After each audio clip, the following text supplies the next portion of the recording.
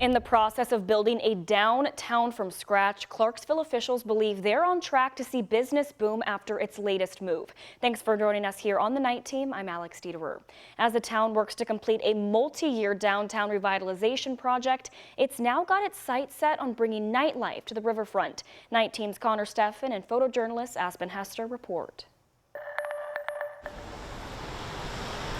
In Clarksville, Indiana, an enduring skyline staple shines bright over a town in change. We're creating what I envision to be a masterpiece. The goal, to continue building a vibrant downtown from scratch, shaped around a new Main Street corridor seeing new luxury apartments, new business, and a constant buzz. Starting to get a lot more foot traffic, a lot more people driving by, seeing what's going on. Greg Mosier bought into Clarksville's vision 2 years ago, moving his tattoo shop to town from Jeffersonville. We've always thought, man, it's a lot cooler over here. We've got a lot of cool stuff to offer. Down the street, I feel like we are at the cusp of Clarksville just blowing up. Good Bounce Pickleball Yard sits hopeful as the newest business to buy into that vision. It opened this 16,000 square foot location 2 weeks ago. Many people come in that still don't know who we are, what we are, that we're here. They walk into a warehouse and they're like, whoa. As streets start taking shape, Clarksville's town council is taking action to fill them. It expedites the process and gives us some more creativity. This week, passing an ordinance to make it easier for riverfront businesses to get liquor licenses. Town Councilman Mike Mustaine explains the move. It's going to be obviously a magnet or a major attraction. The town can now issue licenses itself without having to go through the state of Indiana. Mustaine says it's a logical and necessary step for the town in the midst of several major development projects.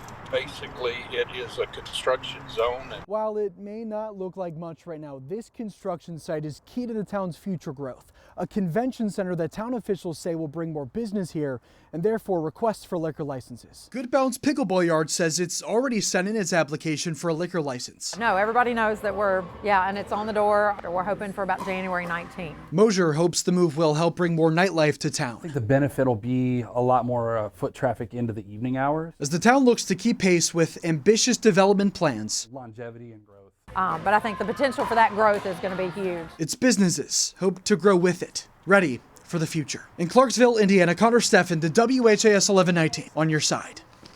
Town officials have sent a request to the state of Indiana for 20 liquor licenses. That's one license per block. It's currently waiting for state approval. Today, a downtown staple officially closed its doors. Bear Nose by the Bridge is leaving its spot by the 2nd Street Bridge, where it's been for the last 26 years. But they aren't moving far. They'll be heading to a new location on West Market Street, right next to the newly opened Derby City Gaming. Today, we spoke with owner George Timmerine, who told us he'll miss the old location, but he's excited for the future.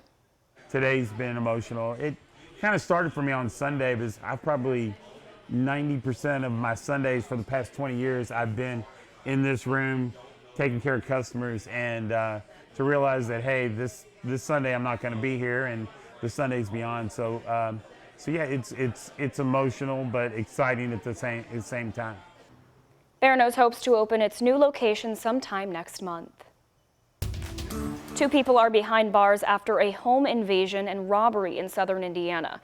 Seymour police say they responded to the home on Rebecca Court early Thursday morning. Police say it was reported that multiple people had broken into the house, beat the homeowner, and stole items. Officers say they were able to identify 31-year-old David Hatchett and 21-year-old Logan Lane as suspects. After interviewing the 2 people, investigators say they received a confession. Additionally, officers were granted a search warrant for a vehicle on the property where they say additional evidence was found. Both are now facing multiple charges that include robbery resulting in serious bodily injury.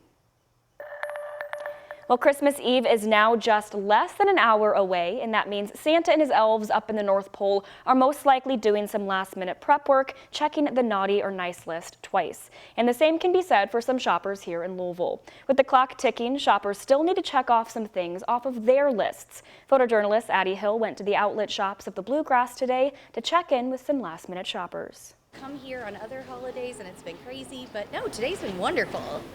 Even with a gloomy start to Saturday, that didn't stop the countdown to Christmas. You guys excited for the holidays? Yay! And last-minute shoppers from flooding the outlet shops of the Bluegrass. Just some last minute gifts, just trying to, take care of things right before Christmas. It's right around the corner. Just some purses, clothes, and shoes. We're looking for some toys, maybe, but I am just looking for some clothes for them and maybe some stocking stuffer type things. And you never know, you might find some last minute deals, which is always really nice. Even with the holiday shopping frenzy, that didn't stop last-minute shoppers from bringing some holiday cheer. I have a Christmas problem, and mine is usually Christmas trees. I have lots of them. But this year we decided to go even funner, and some days you gotta bring your own sunshine. And still, with some presents left to be crossed off their list, the holiday spirit is alive and well. Merry Christmas, Happy New Year, and whatever you celebrate, have a good one.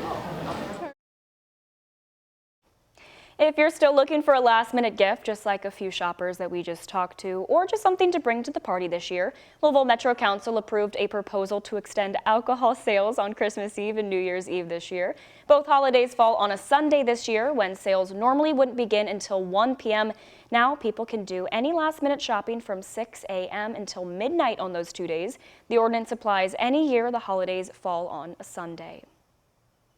One child is using this season to give back to kids just like him. 7-year-old Lance was diagnosed with a rare form of Hodgkin's lymphoma last year, but a few months ago, the family learned Lance was in remission.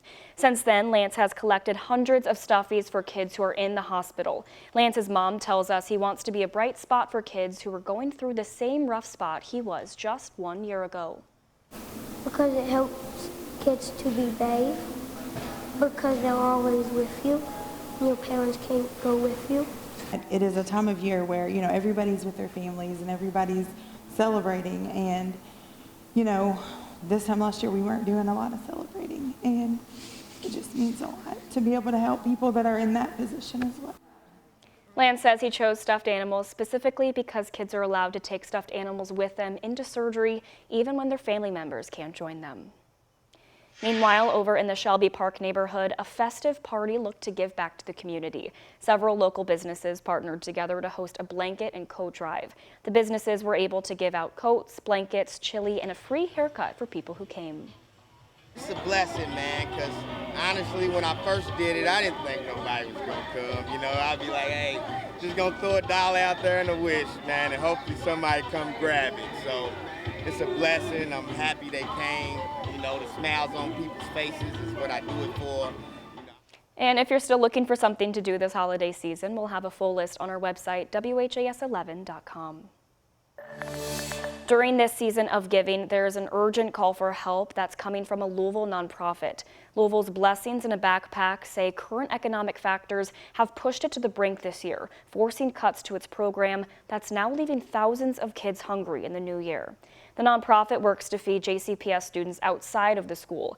Now, organizers say a stagnant yet high inflation rate and an increasing demand for food will force them to drop 1,400 students from the program. I don't want to think about it. I have to be honest. I can't imagine the disappointment. This is really going to affect them emotionally. Blessings in a Backpack leaders say they would need to receive nearly $1 million in donations to reinstate those 1,400 students. They're asking the public to think about donating any dollar amount this holiday season. You can find a link to help on our website, WHAS11.com.